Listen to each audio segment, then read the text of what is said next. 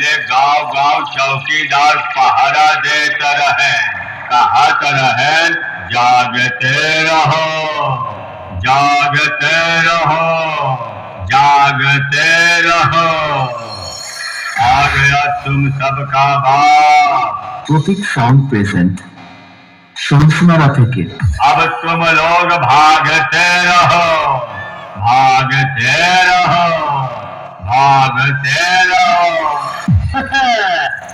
बोला तो दिखाएगा हाथी, निकली चिट्ठी। लगता है मावा जी की उम्र हो गई है बाबा।